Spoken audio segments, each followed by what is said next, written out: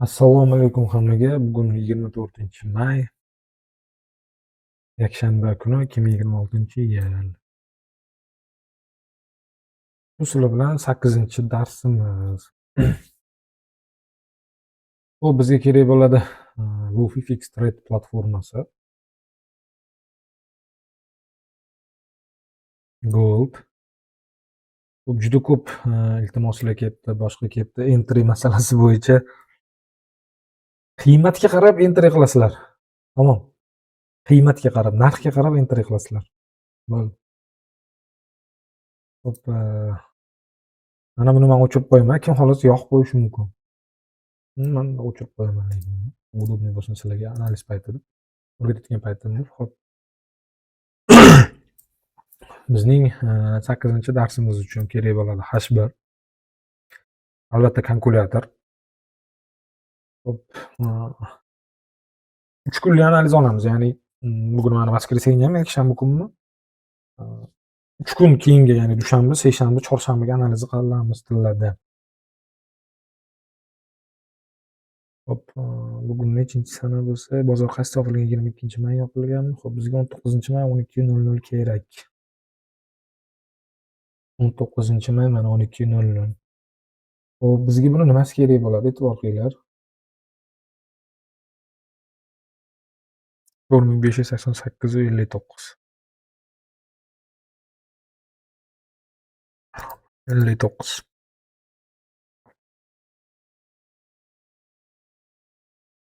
4560 95. 4560 95.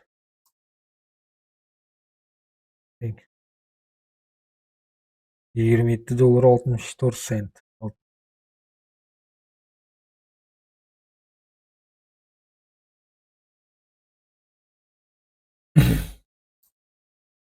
Biz uni ajratib olamiz. 3x qilib. Xo'p, endi 19-may bo'lsa, bizga 3 kunlik kerak. 22-may 12:00 kerak. Mana endi 22-may 12:00imiz. Xo'p. Xo'p. 4540 80.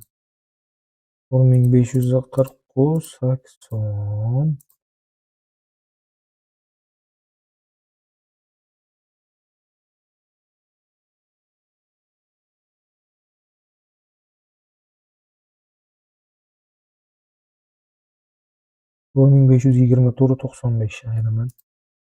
$4524.95. $15.85 chiqdi.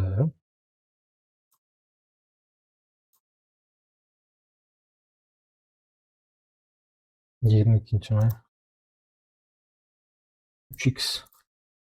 Xo'p, endi tushuntirib ketaman. Nima sababdan biz mana ko'rsanglar hisoblab oldik. 19-may sanasi rovna 30+0 bo'yicha 12:00 da birinchi soatdagi necha dollarga o'zgarishi bo'lgan oltin narxi. Shuni aniqlab oldik. Birinchisida $27.64. 22-may kuni 12:00 da $15.85 ga o'zgarish bo'lgan. Ya'ni qiymat o'zgargan. Bu yerda aslida liniya любой narsa bo'lishi mumkin. Nimaga switchada sizlarga удобный bo'lsin deb bu birinchidan, ikkinchidan bizga qiymati muhim. Biz bu yerda qiymatni o'lchayapmiz. Yana o'ylamanglar, ana switchaga qarab boshqa qilib qo'ymanglar. Bu yerda qiymat narx o'lchanyapti. Bizga qiymati muhim. Ya'ni 19-may kuni 2026-yil 30+0 bo'yicha 12:00 da oltin qiymati $27.64 atrofida harakatlangan. Shu qiymat oralig'ida. Raznicasi bir-biridan. 22-may kuni 12:00 30+0 bo'yicha $15.85 ga ko'tarilgan, tushgan ikkinchi darajali masala. Bizga asosiysi harakati, talab bilan taklif harakati. Endi buni olib oldik. Endi bizga doimgidek kerak bo'ladi. Nima kerak bo'ladi, nima deb o'ylaysizlar? Qaysi narxlar mashinadan kerak bo'ladi deb o'ylaysizlar? Bu 8-darsimiz, 7ta darslarni ko'rdinglar. Xo'p, bizga maksimal kerak bo'ladi. Ya'ni yuqori talab. Bozor boshlangandan keyin. To'g'ri. Bu bo'ladi. Buni sizlarga ko'rinish uchun qo'ydim hozir mana. Mana bu yerda buni olib tashlaveramiz ham. Mana bu yerda bor bizda 4588 59. Bu eng yuqori talabimiz bo'lyapti. Bu eng yuqori talabimiz bo'lyapti. Hop, eng yuqori taklif narximiz bo'lyapti. Mana bu yerda 4550. Shuni ham ko'rsatib beraymi? O'chirib bo'lmasa. O'chir. 4553 75. $34.84 raznica chiqdi endi. Ya'ni mana shu 3 kun ichida, mana shu 3 kun ichida narxi qiymati $34.84 ga o'zgarish bo'lgan. Qiymat ko'tarilgan, orada tushgan, umumiy qiymati mana shu $34.84 oralig'ida harakatlangan. Hop, bu bizga nima beradi? Endi bizga bu nima beradi qaranglar. Hop, 4507 ida bittasi qolib ketibdi. Qilib qo'ying. 22-may 12:00 mi? Biz buni 25-may 12:00 ga qo'yamiz. 25.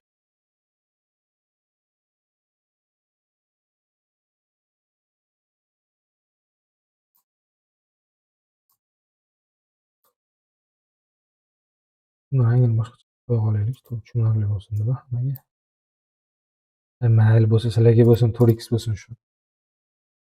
Mana 22-may bilan 25-may oralig'i analiz qilinyapti. Bozor hozir real vaqti 4507. 4507 bozori real vaqti bo'lyapti. Endi qaranglar nima qilamiz bu yerda. 4507 ga 0 ga qo'shamiz. 27.64. $27.64. 4534.95 chiqdi. Buni belgilaymiz. 4534.95. 95. 1-2 pips, 1-2 sent raznica bo'lishi mumkin. Uni to'g'ri tushunamiz.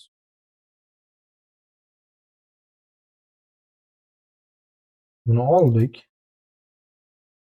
Дальше продолжим. Endi 4507 31 dan ayiramiz. $27.64. 4479.67 chiqdi. 4479.67.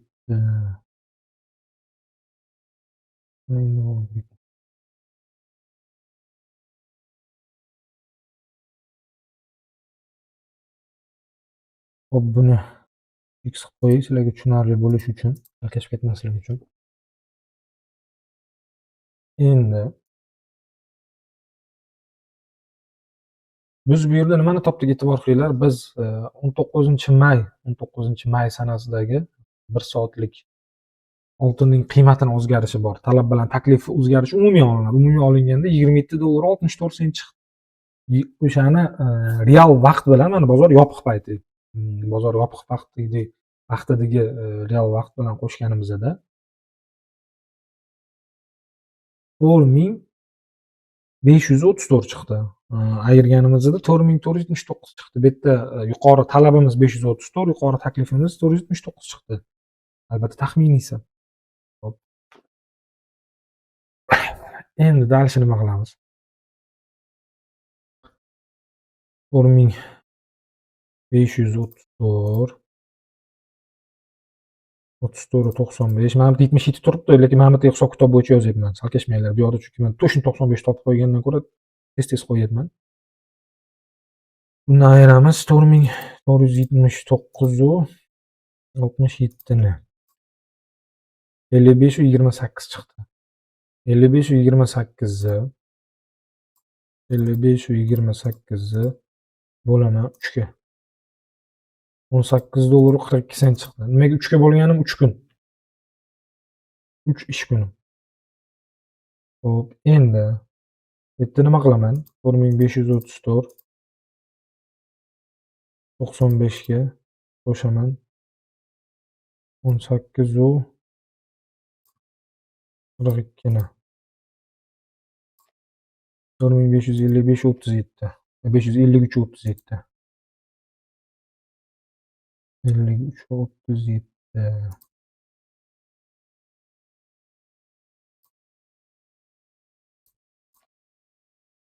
Hop, endi 4479 67 dan ayiraman $18.42. Talab doim qo'shiladi, taklif doim ayriladi. Shu esingda tursin. 4461.25. 4461.25. Bu hisob-kitobimiz, bu analizimizda. Tushuntirib ketay. 4461.25. Qani 61imiz? Qani san, 61. Hop, X. Endi qaranglar. Mana bu yaqin 3 kun uchun qilindi. Sizlar aytishingiz mumkin, mana bu 4 ta narxdan, o'tib ketishi mumkin deb. To'g'ri, bu 4 ta narxdan o'tib ketsa bizani undan oldingi darsimizda agar kimni esida bo'lsa, hisob-kitobi bor edi. O'sha hisob-kitob bo'yicha ko'rasizlar. U globalniy sizlarga yuqori taklif, yuqori talabni topib beradi. Endi buni mana bu narxlarga kelganda qanday entry qilamiz degan juda bir savollar kelgan. Qaranglar, H1 M5 ga bitta olasizlar. M5 ga bitta olganda qaranglar. Mana bunaqa tushunamiz. Yuqori talab, yuqori taklif, bu 3 kunlik uchun. Aslida tilla bundan ham o'tib ketishi mumkin. Bu flet payti ham ishlaveradi. Analiz buzilsa boshqacha analiz qilib qo'yaverasizlar yana. Yana 3 kunlik olib boshqatdan hisob-kitob qilaverasizlar real narx bilan. Yoki 3 kunlikni analizini hisob-kitobini olib olasizlarda, mana bu hisob-kitobni olib olasizlarda, mana bu hisob-kitoblarimiz bor. Mana bu hisob-kitoblarni olib, narx o'zgargan narxga qo'shib anaqa qilib ketaverasizlar. Hisob-kitob qilib ketaverasizlar, xohlasanglar agar narx narxlardan o'tadigan bo'lsa. Endi M5 ga qo'yib oldik, mana e'tibor qilinglar. Mana bu 3 kunligida analiz qildik va M5 ga qo'yib oldik. Xo'p, hozir ko'rib turibsizlarki, M5imizda bozor yopiq holatida ham 4534 yuqori talabdan qiymat tushgan. Yuqori taklifga keladigan kelmagan. 499 почти $10 raznica bilan qaytyapti. $10 raznica bilan qaytyapti. Xo'p, mana bu nimaga o'ylashinglar mumkin? Nima sababdan $18.42 ni biz qo'shdik, talabga ayirdik deganda $18.42 sizlarning страховкanglar bo'lib beradi bu. Mana shu. Razворотный model bo'lib beradi sizlarga. Ya'ni qanaqa razворотный model bo'lib beradi? Faqat bayga yoki selga emas. 2.99 bor. 2.98 bor. Bay uchun, sel uchun 3 ga bo'lish bor esinglarda. Chiqqan qiymatdan selga kiramiz. Chiqqan qiymatdan bayga kiramiz. Hammani esingizda, to'g'rimi? O'sha narxdan o'tgandan keyin. Xuddi o'shani mana shuni orasiga ishlatasizlar. Men chizib ko'rsata qolay. Mana buni, mana bu oralig'ida ishlatasizlar. Bayga ham, selga ham. Endi bu yoqda ham bayga ham, selga ham o'shani ishlatasizlar. Sizlar treydersizlar, shuni bilib olinglar. Xudo xayringlarni bersin, sizlar doim bayga ham, selga ham tayyor turibsiz. Bu bozor har xil holat bo'lishi mumkin. O'rganishdan to'xtamanglar, o'rganishda doim davom etinglar. Ya'ni bu qanaqa bo'ladi deydigan bo'lsanglar, mana qaranglar. Misol narx bu yoqqa keldi yoki keldi mana bu narxga, bu narxga keldimi farqi yo'q. Biz darsligimiz bo'yicha analiz qilamiz. 2 bayga bo'ladigan bo'lsa 2.198 ga, selga bo'ladigan bo'lsa 3 ga bo'lamiz. Qaydada adashayotgan bo'lsam, darslikni bitta ko'rasizlar-da, yana to'g'rilab ketaverasizlar. Sel bay bo'lishini, mana shu qiymatga kelishini kutasizlar. Tushuntira oldimmi? Entry bosinglar, entry shunaqa hisoblanadi. U sizlar o'ylagandaqa hisoblanmaydi entry. U switch, bu switch, bu bo'ldi, unaqa narsa yo'q. Qiymat, faqat qiymat. Faqat qiymat. Xo'p, undan keyin risk menejment masalasida akalar, ukalar hamma xohlaganday riskni o'zi qiladi-da, men o'rgatganim bilan. Harakat qilinglar, depozitdan bir kunda mayli 2-3% risk qilib, 4-5% foyda qilishga. Endi bu standart gap. Qarasak, po faktu O'zi aslida risk kontrol degan narsa bor. Risk kontrolda tillarda savdo qilinmaydi, faqat valyutada savdo qilinadi. Yangi kirganlarga yevro dollar bilan out USD, NZD USD savdo qilinadi. Keyinchalik funt dollarga o'tadi. Undan keyin oltinga, keyin indeks, keyin neft, keyin balo hammasiga o'tadi-da. Lekin men bu narsalarni gapirganimiz bilan hech kim amal qilmaydi. Bizda hamma o'zimizda ham nafs bor, menda ham nafs bor, hammamiz xohlaymiz tezroq pul topishni. O'shaning uchun cho'ntagiga qarab, ko'rpaga qarab oyoq uzatib qilamiz analiz. Bitta сделка sizlarni hayotingizdan xalq qo'yish kerak emas. Bilib olinglar, depozitinglarni hayotini. Bu demoda e'tibor qilinglar. Men atayin faqat va faqat mana demoda darslik qilib o'tyapman. Realda emas. Чтобы sizlar nimaga? Sizlar demoda test qilinglar birinchi. Yaxshilab o'zingizlarga moslashtirib olinglar. Ana undan keyin realga o'tasizlar. Tushuntira oldimmi? Buni zazorning joyi yo'q demoda ishlashni. Men 2012 dan 2015 gacha demoni boshida realga kirib qo'yganimda shuncha demoda realda yurganman. Agar birov menga o'sha payt boshida demo bor deb o'rgatganda, onasingizda mana faqat demoda ishlardim. Keyin boshqa narx-navolarimizni xuddi shunaqa bo'ladi. Boshqa narx-navolarimiz bor. Misol, mana bu qiymat 596, 92 har xil qiymatlarimiz bor. Boshqa narsalarimiz hammasini shunaqa hisoblaysizlar. Mana shu narx oralig'ida, mana shu ikkita narx oralig'ini sizlar qidirasizlar. Buyga ham, sellga ham. Xohlasanglar buy, xohlasanglar sell. Analizga qarab kirasizlar. Tushuntira oldim. Ikki tomonga ham tayyor turishinglar kerak. Sizlar treydersizlar, bozorni sizlar ishonmanglar anaqa gapga. 100% bilaman, iloji yo'q bozorda 100% yo'q. Mayli 1 marta o'xshar, 2 marta, 5 marta durakam da histeraz bizot. 5-6 martagacha jinnilarga omad keladi bizning bozorda, keyin mazasi qochadi. Bilib olinglar. O'ylamanglar, men rekordga tayyorgarlik ko'ryapti. Bu endi darslar qolib ketadimi? Yo'q, menda unaqa odat yo'q.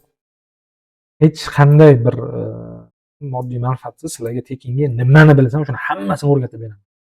Qancha umrim ketsa ham, 1 yil ketadimi, 5 yil ketadimi, 10 yil ketadimi, bir sentsiz, bir so'msiz. Individual yozmanglar menga, adminlarimga uncha pul beraylik. Akalar, ukalar, men vallohi dedim, nimani bilsam, o'shani tekinga o'rgataman. Individual ham shuni o'rgataman, gruppaga ham shuni o'rgataman. O'shaning uchun men bitta o'rgata olmayman, tekinga hammaga o'rgatyapman. Shu individual nimani o'rgatmoqchi odamlarga. Nimani bilsam shuni o'rgataman. Hech narsani o'zimda olib qolmayman. Xo'p. Faqat iltimos buni o'rganib olib, buni pullik qormanglar. Buni tekinga o'rganamsizlar, tekinga o'rgatinglar boshqalarga, tarqatinglar mayli qarshiligini. Keyin analiz H1 da qilinadi doim. Eslab qolinglar. Analizimiz doim H1 da qilinadi. Keyin M5 ga o'tiladi. Aslida bozorda time frame faqat real narx bor. Bizga analiz udobli bo'lish uchun, visual formation uchun tushuntiryapman. M5 ga o'tiladi, чтобы sizlarga yasnroq bo'lishi uchun. Keyin hamma o'ylaganday bitta narxda har doim ikki tomonga analiz qilasizlar. Qaysi bir narxinglarga, misol uchun selga analiz qildinglarmi, buy analiz qildinglar. Sel narxinglarga keldi, sel kirasizlar. Buy narxinglarga keldi, buy kirasizlar. Tamom. Uni qanday buy sel analiz qilishini hisob-kitob bilan ko'rsatib berganman darslarda. Hammaga rahmat.